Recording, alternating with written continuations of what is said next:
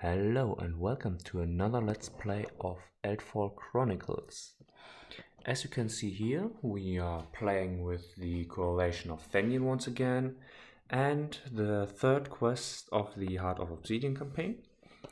The goal is for the Coalition of Thenion, here as well as here, to get either through the door or over the imaginary wall of 8 inches height at this table edge to reach the alchemist's mansion. And since their last quest, they received 10 recruitment points to buy upgrades. As you can see here, the Ranger's Guild Hunter has gained no additional upgrades. Then I will continue with the Slayer Dragoon, who got the most upgrades. First of all, the Devotion of Paimon, who increases her intelligence by 1, but more importantly reduces the cost of all other upgrades by 1 to a minimum of 1. Therefore, the climbing expertise, which gives the climbing skill, only costs 1 point. The Devotion of Tiamat, which increases her toughness by 1, costs 1 point because of the minimum, but here the Night Temple Priestess received the imported casting amplifier to increase her casting range by 4, only 3 instead of 4 points, and the first aid kit, only 2 instead of 3 points, just in case to revive a party member. So with this, I will jump right into the first round of the Coalition of Thenion. The first activation of the Coalition of Thenion was quite unspectacular.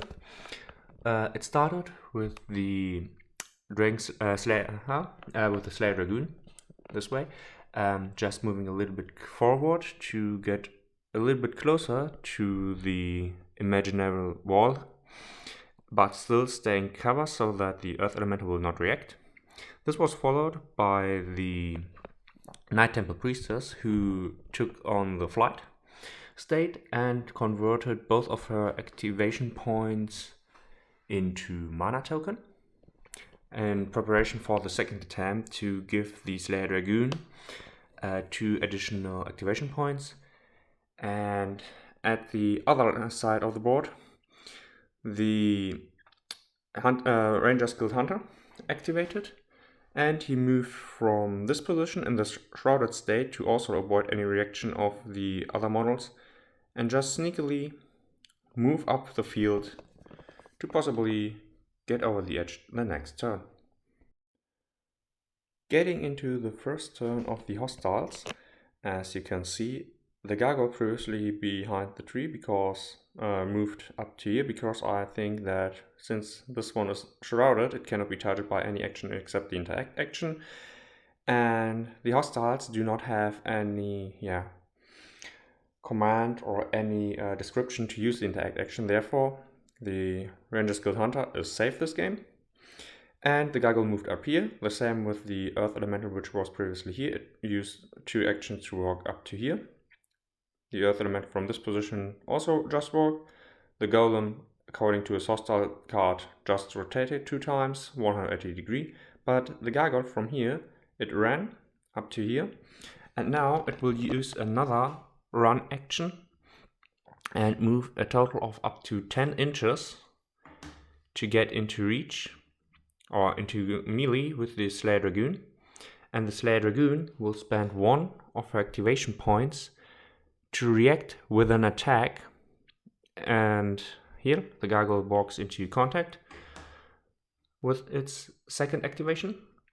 The Slayer Dragoon gets 1 attack with the offense of 17, with the defense, defense because it's a reaction of 8 plus 3 for the Lupus Rex. It's a total of 11, defense of 11.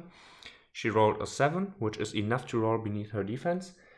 And now, because of her devotion to Tiamat, which gives +1 toughness, she has a toughness of 13, 14, 15, 18 plus assassination, 24 in total. The gargoyle has an armor of 5, therefore she now needs a 19 or less to destroy the gargoyle. With a roll of 4, the gargoyle is unsurprisingly destroyed. And with this, the second turn of the Coalition of Thenion begins. Starting with the Hunter's Guild Ranger, he used the run action and just walked a little bit closer to the edge of the board, and maybe in the next turn will climb over the 8-inch high wall at this edge. And to get to the more interesting part, the Slayer Dragoon will activate first, and she will use a dash action, or sorry, a walk action to get into contact or into engagement range with the Earth Elemental. She will be within 2 inches. I'm using an OGW measuring stick this time because I just measured how far she can get with 18 inches and so on. Now she will declare an attack action. The Earth Elemental, not within reach but still in the engaged state, will use a dodge action to dodge towards her. So the Earth Elemental has an agility of 6 or less. It's a 12, this is not enough. The Slayer Dragoon has an offense of 17, and with a roll of 14, that is enough. So the Earth Elemental dodges towards her, but since it is hit, it has to is knocked back 1 inch, therefore cancelling the engaged state at the Slayer Dragoon again.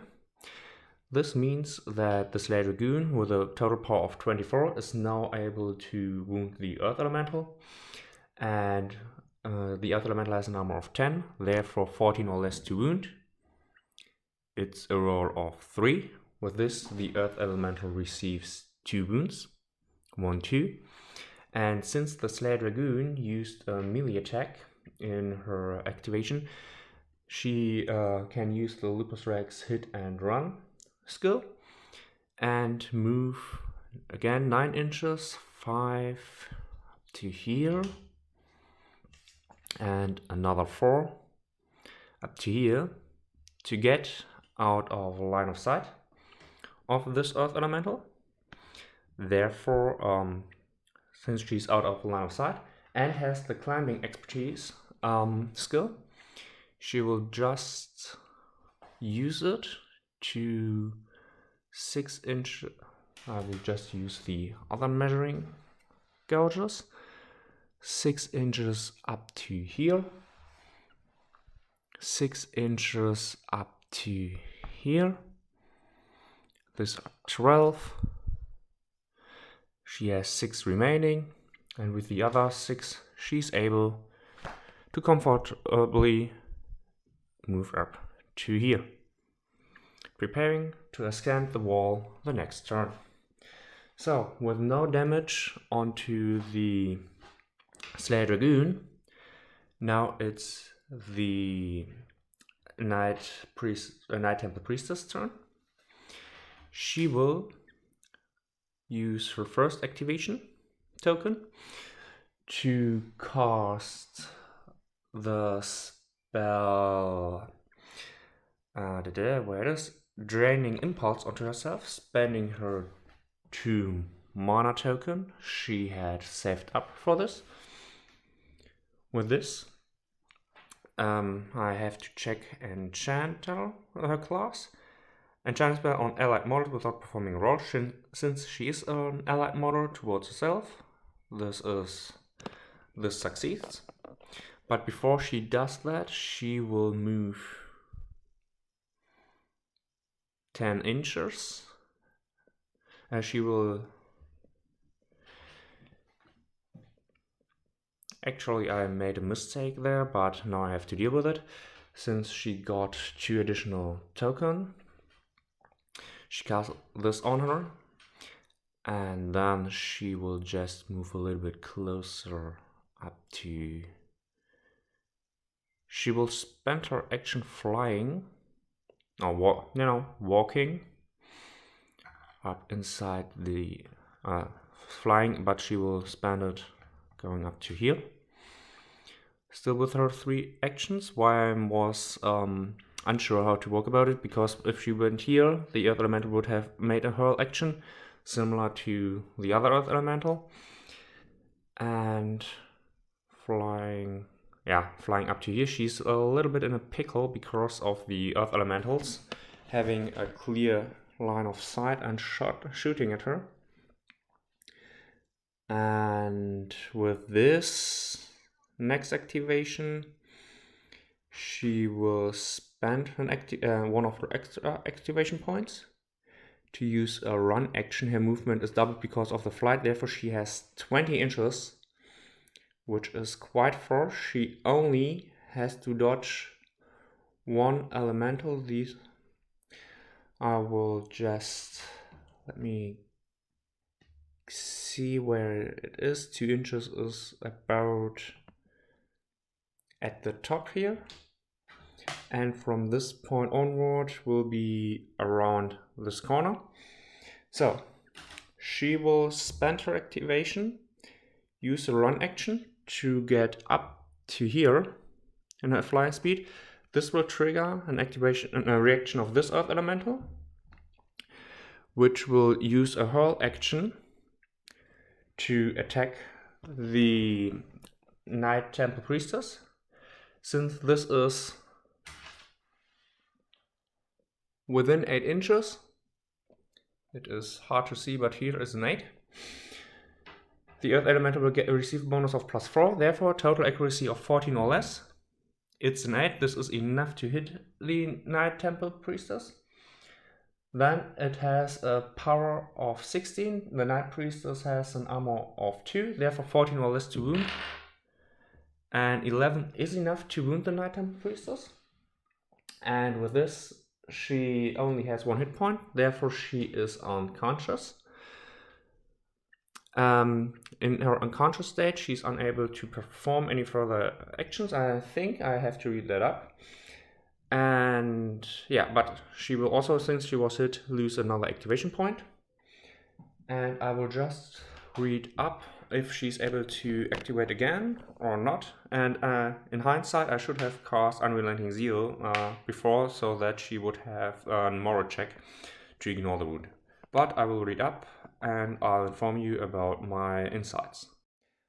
I was correct about the Night Temple Priestess being unable to perform any further actions.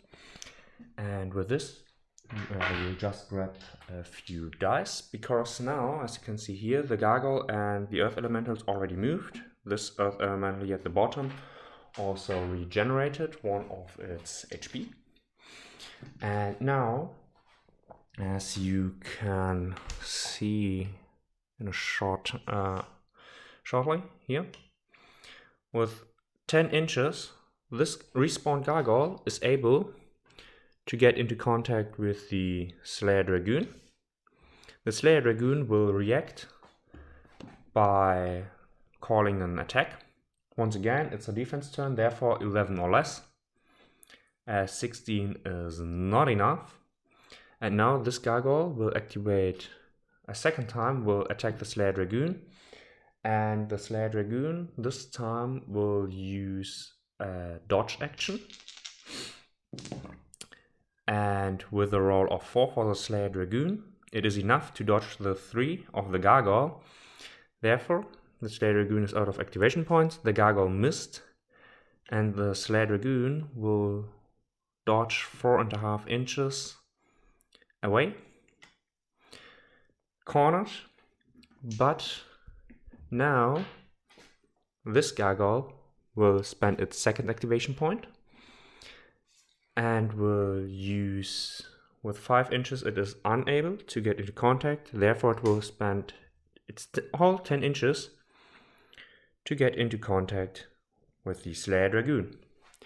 For the Golem, it will rotate, and in its active turn, now I have to look up, it has line of sight, it will run towards an enemy, therefore 6 inches, 12 inches as close as it can get. It can only get up to here. And with this, the turn of the hostiles is done. I'll prepare the Coalition of Thenion's turn and see you then. Starting with the Night Temple Priestess, she used her first aid kit to get back into the game. She will also begin flying once again, pushing herself off the ground. And with this, she will use a dodge action while the Earth Elemental will react by attacking or using the hurl action, and she tries to get up to here. Therefore, the Night Temple Priestess with a silver die needs a 14 or less because of her agility, while the Earth Elemental needs a 14 or less to hit. 16 and 7. 16 for the Earth Elemental, therefore the Earth Elemental misses anyway, but this is enough for the Night Temple Priestess to get out of line of sight of the Earth Elemental. Therefore the Earth Elemental will not be able to react. And now I'll just get the measure stick. The measure stick is, as you maybe, can I get it into focus? Hopefully you can guess that here's a 17 and this one is 18 inches in total. Yeah, not really. So 18 inches, but with this it is far enough for the Night Temple Priestess, or just to put it in scale, 6 inches, and yeah, it's about 12 inches. She has a run distance in her flight of 20, and with this she will use it to fly off the field, spending her second activation, being done with the Earth Elementals. Following this, the Ranger's Guild Hunter will walk 3 inches here, and using the other 9 inches of his run action to also climb over the wall. Since he has the climbing skill, he is able to do this with no problem. And since the Slayer Dragoon also purchased the Sliming Expertise skill or upgrade, and she has the hit and retreat, she will spend her first activation point to cancel the engage state, and then also use her run action to climb over the wall and also get out of the game.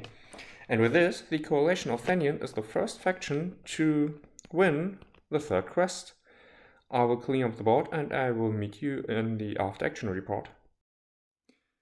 So, at the end of the game, what do I think about it? I think that I made a huge mistake. I forgot that she was under the influence of the Draining Impulse, which would have given her the fatigue condition, and therefore in her last turn she wouldn't have regained any activation points, therefore she would have laid on the ground. I could have used the Hunter's Guild Ranger to move the Earth Elementals and get the attention of all the hostiles so that she would have been protected. Then she would have just used her next activation to get up and walk out.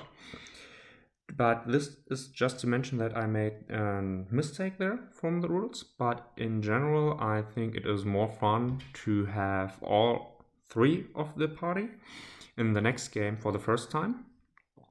So therefore, since it is my game, I'm aware that I made a mistake there. I try to avoid it in the future, so just for you guys to know.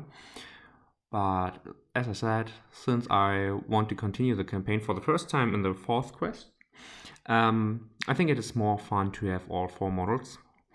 And in general, the Coalition of Thenion, acted as I expected in this mission, especially after I purchased the climbing expert for the Slayer Dragoon. And since the Hunter's Guild Ranger already had it and the Night Temple Priestess has the fly skill, I was quite sure that they will be easily able to win this mission. And I think that despite my mistakes, more experienced player with the Coalition of Thenion is easily able to win this mission, chooses fights, and all in all avoid the hostiles, because that is exactly the playstyle of the Coalition of Thenion. With the hit and run skill, with the shrouded skill, the flight skill, and enchanting of the other potentially, as we have seen in the previous games. So therefore, it was an interesting game. I learned a lot, especially about how to use Draining Impulse, and not to forget that the fatigue condition comes afterwards. And with this, I see you in the next game for the first time, the 4th quest of the Heart of Obsidian campaign.